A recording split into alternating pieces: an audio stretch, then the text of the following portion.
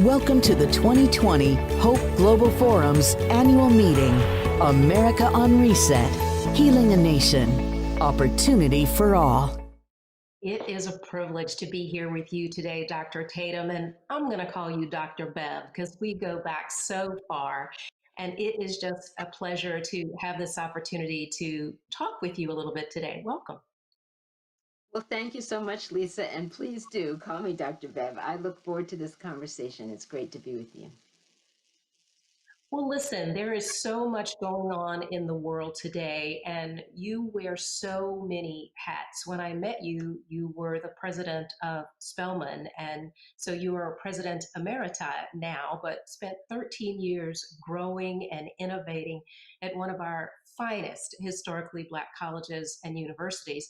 But you also wear the hat of author, mother, wife. You have so many dimensions to your personality. So I know that what's going on in the world today is both relevant and resonant, particularly around race and racism, where you have spent a lot of time during your professional career writing about it. And frankly, as an African American woman, living through some of the issues that we have faced in the past and bring it forward. Here we are again in the 21st century.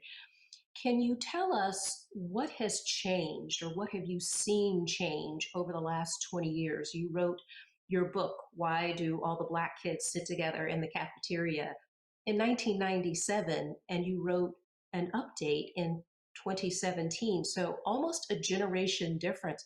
What has changed, do you think, in that time period? Happy to talk about that. And in fact, it was because I saw a change, a generational difference, while I was at Spelman as president, that when I retired from that role in 2015, I agreed with my publisher to spend the next 2 years updating that book, Why Are All the Black Kids Sitting Together in the Cafeteria, so that we would have a current, up-to-date 20th anniversary edition in the fall of 2017. And the prologue that I put in the new edition of the book really is focused on that 20-year period.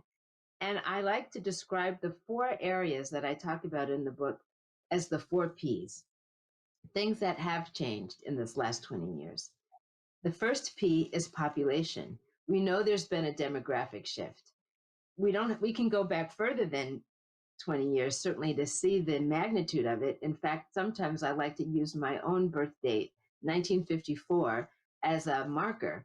In 1954, the population of the United States was 90% white, 10% everybody else. That means 10% Black, Latino, Asian American, Indigenous, all combined.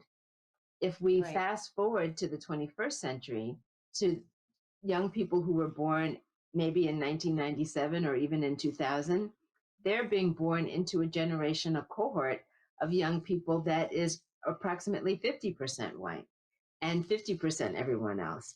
That's a big shift. And that population shift is part of what is driving, I think, some of the political activity that we see, some of the anxiety about change in America. One of the things that I will say about that first P, population, is that even though there's been a shift in the demographics, the shift in where people live and how they interact has not followed in quite the same way. So today, our public education is still very segregated. Our neighborhoods are quite segregated. So it is still the case that 75% of white adults, according to a national survey, have a social network that is entirely white. So while the population has gotten more diverse, who people are interacting with has not necessarily shifted. And that's part of the dynamic when we think about race relations in the United States. Another P is politics. As I said, the population shift is driving some of the political rhetoric that we hear. But when I was thinking about politics, I was really thinking about political leadership, because we've had 4 presidents during that time span. When my book first came out in 1997, Bill Clinton was the president. And in 1997, he launched what he called his President's Initiative on Race. He made a speech in Akron, Ohio. I happened to be honored to be present when he made this speech. And he talked about why that year, 1997, was a good year to launch this initiative. He said it was because our economy was good, we were experiencing prosperity as a nation, and we were also at peace. And he said, when you're at peace and when you've got prosperity, that's when you have the energy to take on a tough topic like the legacy of racism in our society. Unfortunately, that initiative, that White House initiative that he launched, didn't get a lot of attention, a lot of traction, because not long after that, he was having his own political difficulties because of the Lewinsky scandal. But it speaks to the fact that he was ready to launch that conversation. Fast forward to the next president, George W. Bush was elected in 2000, and in 2001, barely a year, not even a year into his presidency, 9/11 happened. And then we weren't a nation at peace. Now we're a nation perceiving ourselves as under threat. And also during his tenure in 2008, the collapse of the economy, the Great Recession happened just at the end of President Bush's tenure. A little later that fall, President Barack Obama was elected. And what happened then was the national narrative shifted. We'd elected our first African American president. Many people were declaring racism as a thing of the past, that now we were a quote post-racial society. We know that that in fact is not the case. And there were many things that happened during his tenure that reminded us that racism was still a problem, whether that was the killing of Trayvon Martin or Ferguson or the shooting that took place in a Mother Emanuel Church in Charleston. So many examples of racial violence being expressed during his tenure. 2016, of course, brought us to the presidential election. Hillary Clinton running against Donald Trump. We know, of course, that Donald Trump became the next president, but that election period was characterized by a lot of racial rhetoric as well. Black Lives Matter was coming to the fore.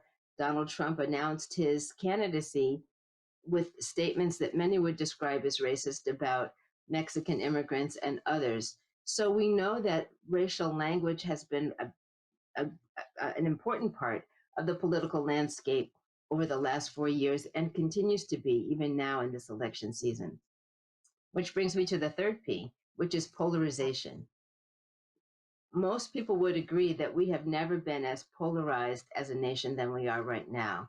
And that is reflected in polls and attitudes that have been documented over the last several years. It just continues to grow, in part perhaps because of the role social media plays.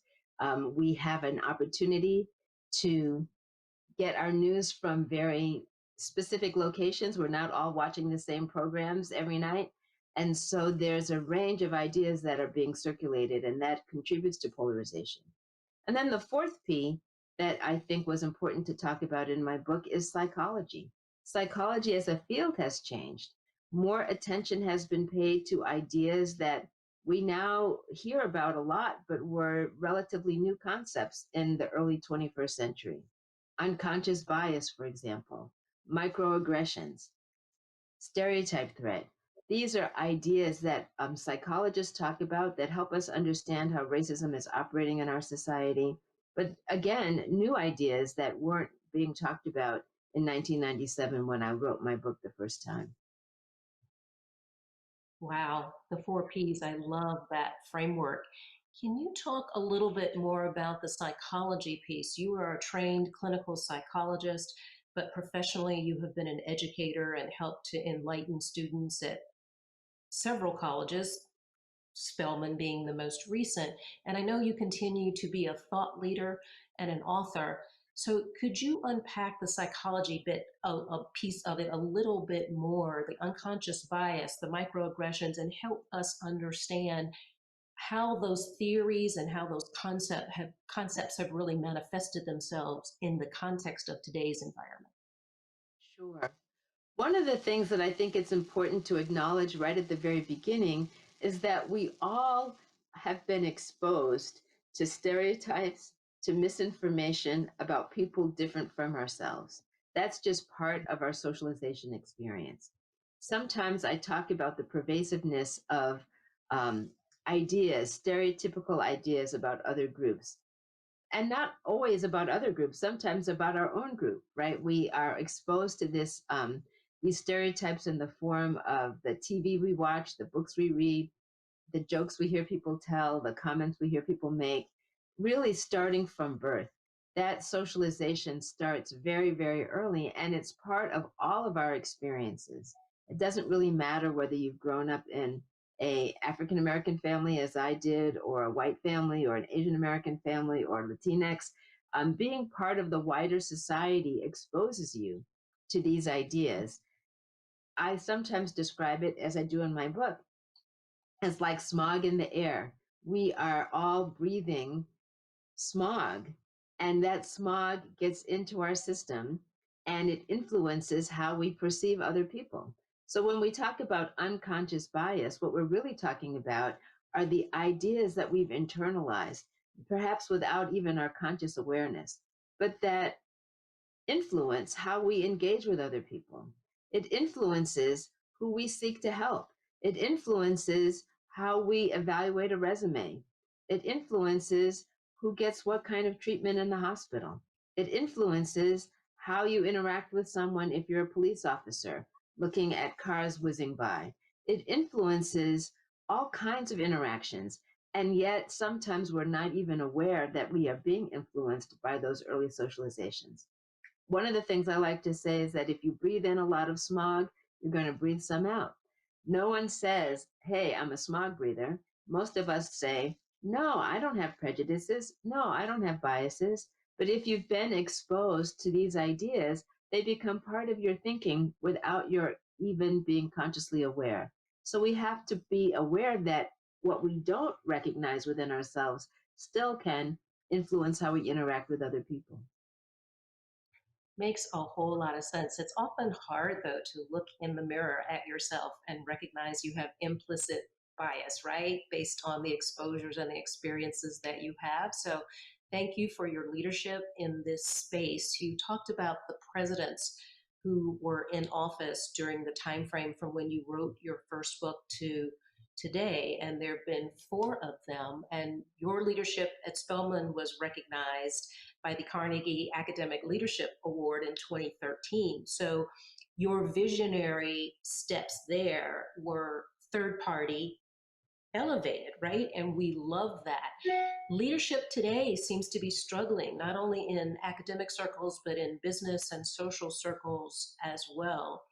I've heard you talk about the ABCs of inclusive leadership, which kind of ties to this notion of being exposed to others and welcoming them into the circle. Can you unpack that for us a little bit and explain the ABCs and how we can apply them in our lives? Absolutely. So leadership does matter. And one of the things that I think is really critical for all of us to understand is whether you have a title that indicates you're the leader or whether you are someone who is just leading by example among your friends, your family members, your colleagues. What we do influences others. So we can all think about the ABCs of inclusive leadership. And the A stands for affirming identity. What does that mean? It means we all want to be seen, heard, and understood. And if there are aspects of my identity that are important to me, I want those aspects of my identity to be recognized. I want to be included. So if one part of my identity, of course, is being African American, being a woman, uh, both of those identities are important to me. When I enter a space, I'm going to be looking to see, are there people like me in that room? Are there other Black women in this space? Are there other Black women performing the work that I hope to be doing? What are the role models available to me? This is especially important, I think, for young people to be able to see themselves reflected in school curricula, to be able to see themselves reflected in their institutions. But whether you are 15 or 55, you want to feel included. So I think to affirm identity, what we have to start by asking is who is in the room? Who's in the picture? Sometimes I use the analogy of asking people to imagine a photo being taken, a group photo. Imagine you're gathered with a group of people and there's going to be a group photo taken, and you get a copy of the photo after it's been shot. The first thing anyone will do when they get their copy of the photo is look for themselves in it. But if for some reason they'd been digitally removed, if for some reason they weren't there, they would wonder at first, perhaps, what's wrong with that picture? I was there. How come I'm not in this photo?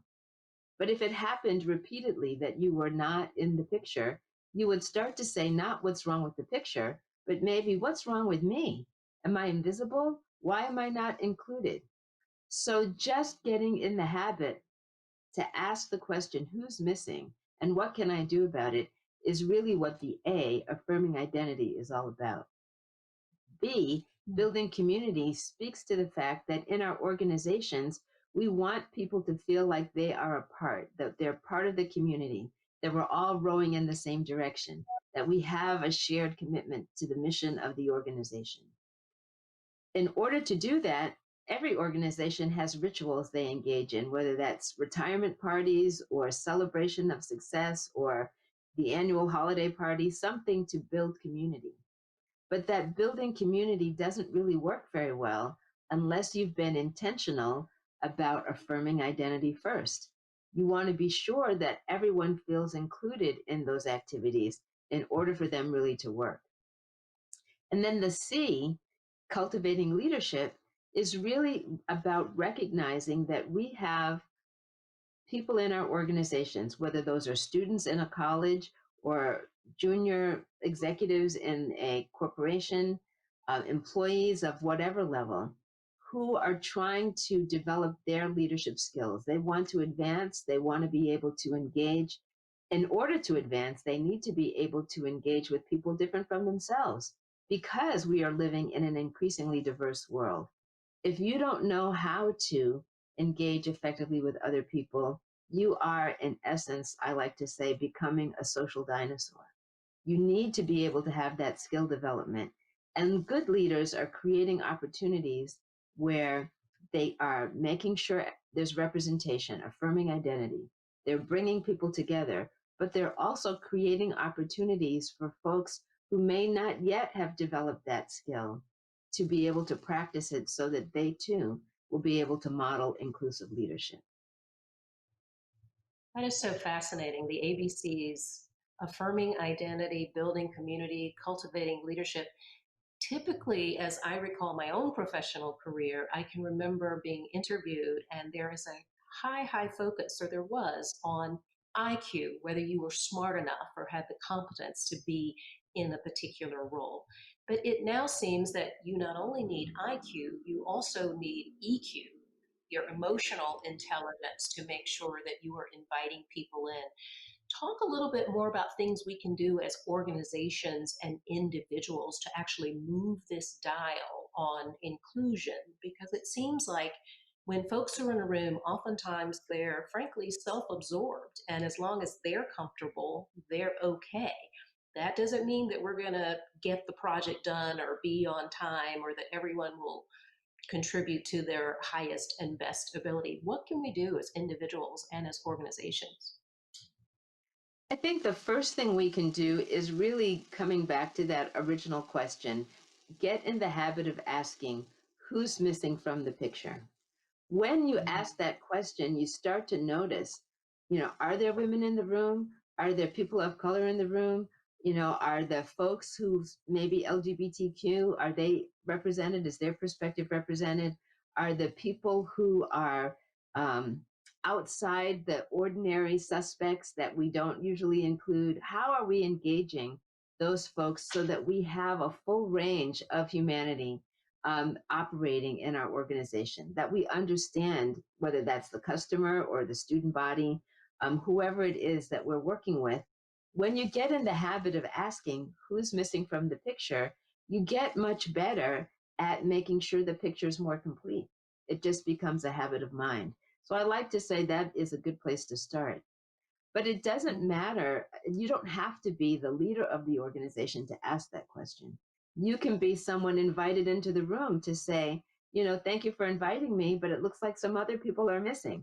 You can also be the person to raise that question, to ask. Certainly, we know that racism persists in our society, sometimes not just because people have deeply held prejudices. Many people don't have deeply held prejudices. They might have been breathing smog, but they may be quite open minded and open hearted and still be perpetuating racist policies and practices because they haven't been looking to see what the impact of those policies and practices has been. Are people having equitable access to resources? Are people being able to take advantage of programs that have been designed to help everyone, but in fact, not everyone is getting full access? I like to use, just as a quick example, the GI Bill. The GI Bill made it possible for a lot of people after World War II to go to school and buy homes. Many people attribute the growth of the American middle class to the GI Bill. But if you look at how it was implemented, most of the benefits went to white veterans. Black veterans were largely shut out of its benefits because colleges and universities were still segregated, and the HBCUs couldn't accommodate all the Black veterans coming home who are looking for education.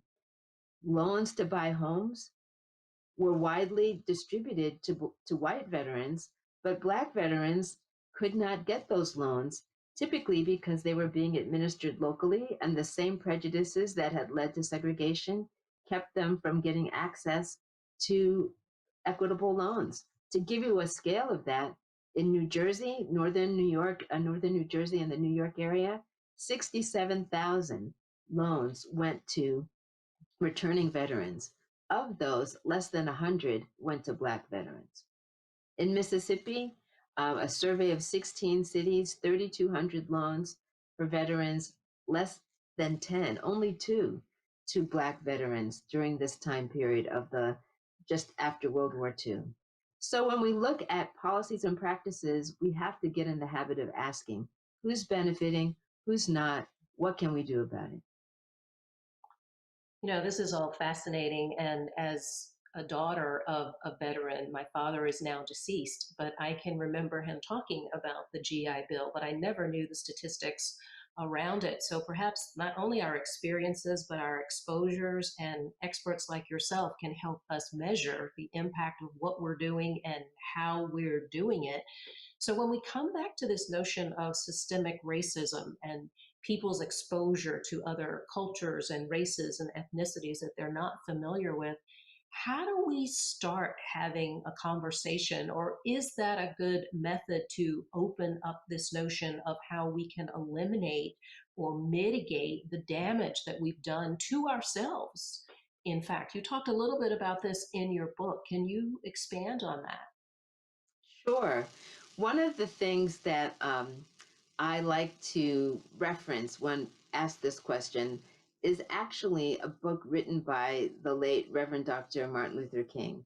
His very last book was published in 1968. The title of it, I think, has a lot of resonance for right now. The title of his book was Where Do We Go From Here? Chaos or Community? And it seems to me right at this moment in 2020, we are being asked to choose between chaos or community. But when he wrote that book, one of the things he said was, you can change laws, but in order to really make an impact on the effects of systemic racism, what we need to do is close what I have referenced as the empathy gap, right? People really need to have empathy for somebody else's situation. White people really need to have empathy for the situation of African Americans who are being left behind, or Latinxes, or all of the groups, Indigenous folks, Asian Americans. But when we think about empathy, how do we get empathy? You get empathy by hearing somebody else's story, by listening to them, by understanding their experience, and that can happen through dialogue.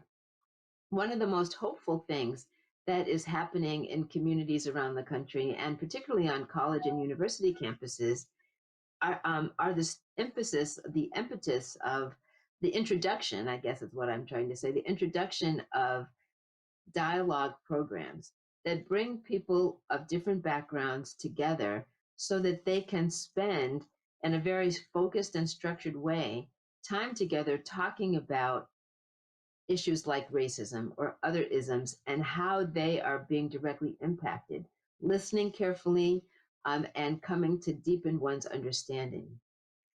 Sometimes when I talk about this, people will say, well, talk is cheap, but actually it's not so cheap. It's hard to bring people together to deeply listen. People talk sometimes past each other, but to deeply Right. listen and learn from somebody else's experience requires an investment of time and effort. But what happens when you do that typically is that you start to care about that other person. You start to recognize your shared humanity. And when you start to care about another person, you start to take action to support that other person. And that I think is the critical piece. Because it's one thing to know I can recognize a problem, but if I don't care or have a sense of personal investment in solving that problem, I might just turn away and do some other things with my time and energy. If we want people to speak up and to take action to correct the path to interrupt the cycle of racism, what we need to do is be motivated by our connection to their shared humanity. That is what drives people. And so connecting across lines of difference, engaging in dialogue can be very meaningful. That sounds helpful. And it's hard to believe Dr. King wrote that in 1968, and we're having that same conversation in 2021. And you talk about empathy, and I could not agree with you more. Let me ask you about another emotion, fear.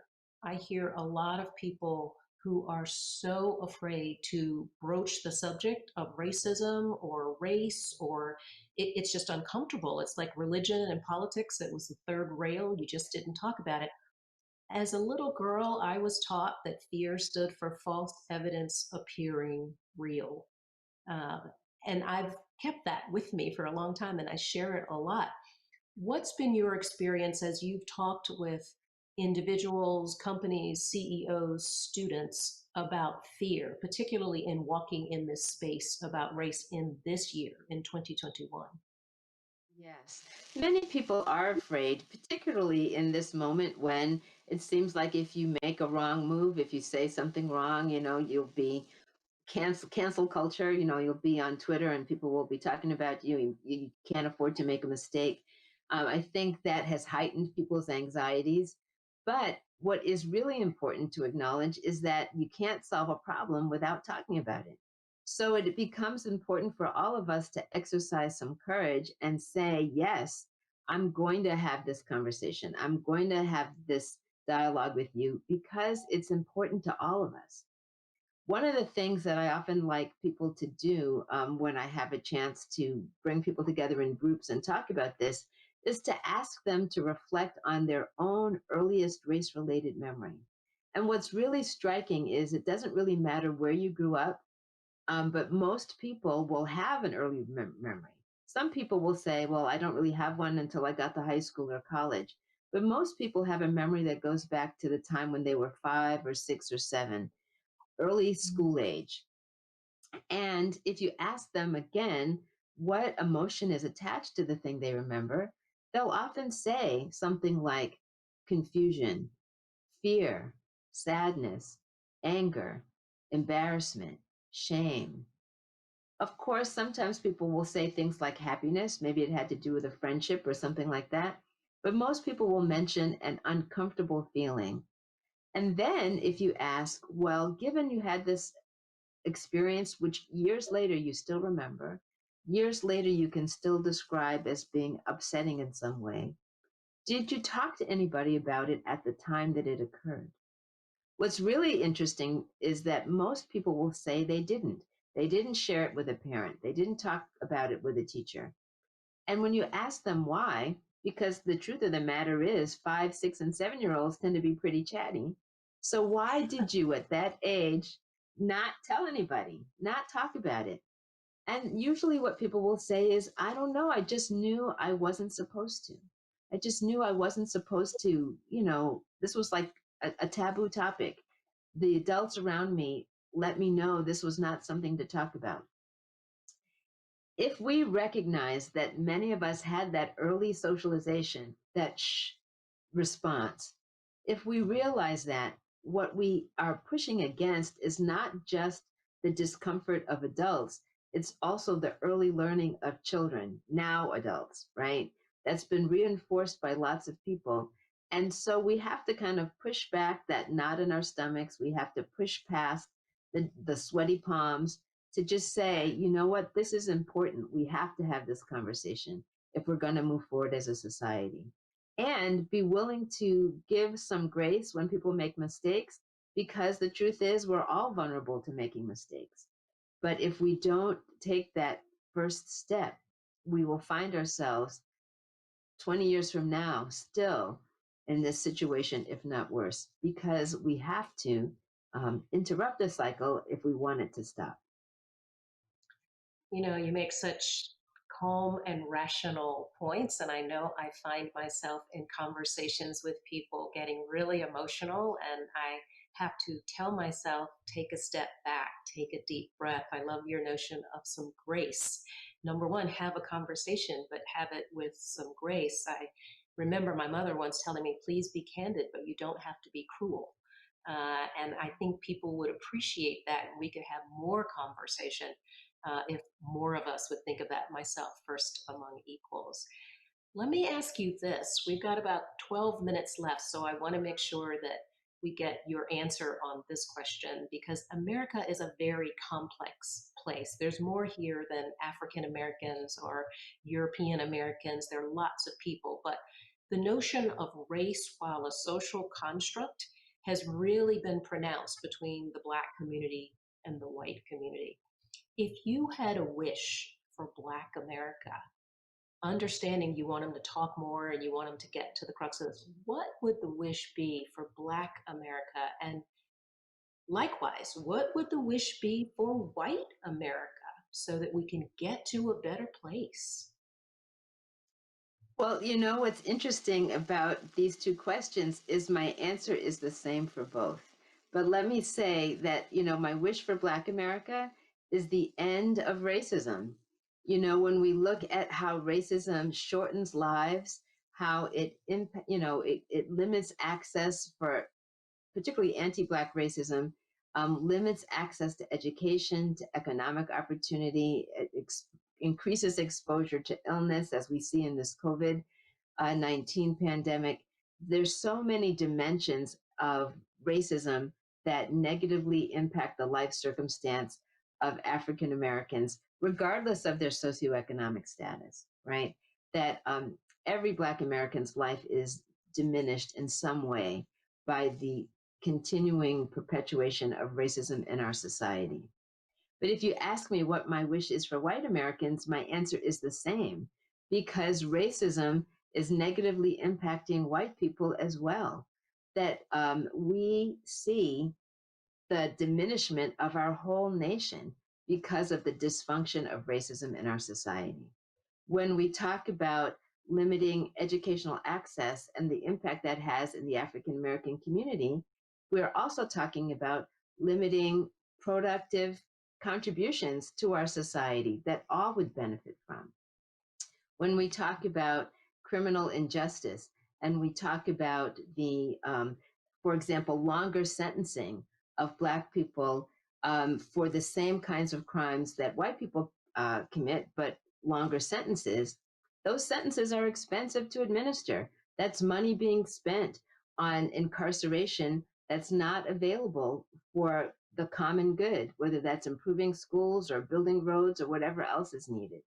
When we talk about the impact of leaving people out, not having diverse voices at the table, when we talk about that, we are depriving ourselves of better decision making. Research shows over and over again that diverse teams come up with better solutions than homogeneous ones. That when you have diverse teams, companies do better, stock improves, there's all kinds of economic benefit.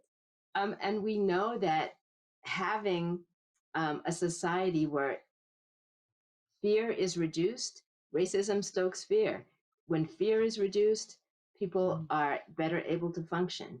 We know that when fairness is in place, when equity is operating, everyone improves their life circumstance and the quality of life improves for all of us. So I think that when we think about my magic wand is when I think about that, it's the elimination of racism for the benefit of everyone. Wow. Thank you so much for that. As I think about the framework that you've given us for context, the four P's: population, political change, polarization, and psychology, it is incredibly helpful to give us that point of view that there has been a lot that has happened. There's still a significant amount of work that needs to be done. The actual steps in your ABCs: affirming identity, building community, and tell me the third one again: cultivating leadership. Cultivating leadership. Yes, cultivating leadership. Exactly. And then cross racial dialogue. It seems so straightforward, but to hear you explain it is so incredibly helpful and on point. And most importantly, you've given us a vaccine today for racism. The idea that you would wave your magic wand and eliminate it for Black America and white America. We cannot thank you enough for the work that you have done and the work you continue to do. Thank you for being connected to Operation Hope and all of us who are trying to ensure that everyone reaches their full potential. Thank you so much, Lisa. It's been my pleasure and honor to be with you today. Take good care.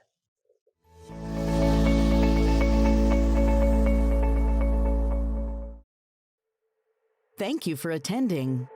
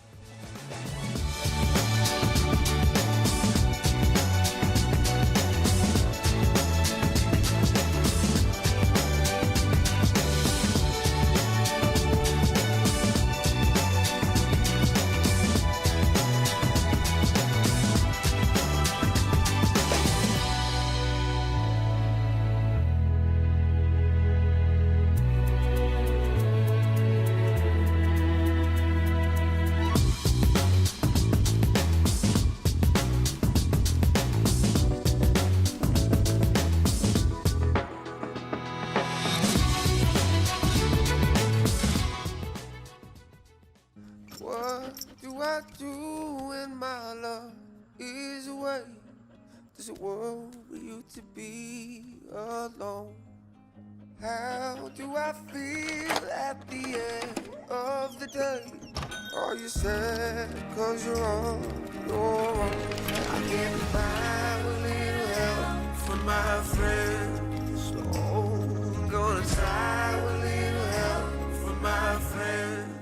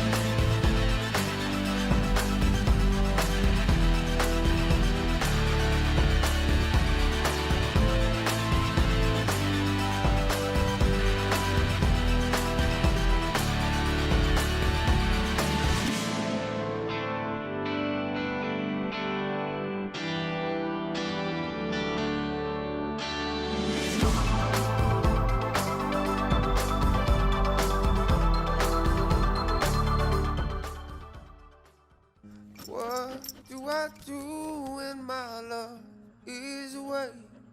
Does it worry you to be alone? How do I feel at the end of the day? Are you sad cause you're on your own? I can't find a little help from my friends. Oh, I'm gonna try a little help from my friends.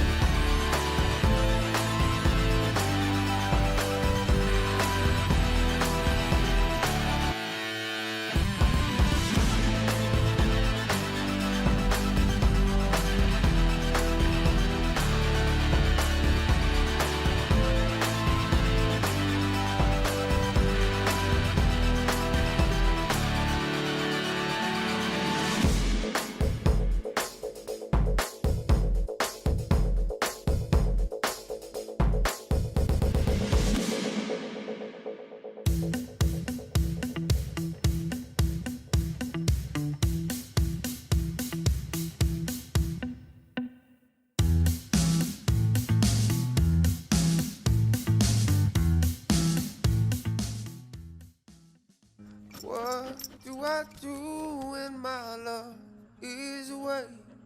Does it worry you to be alone?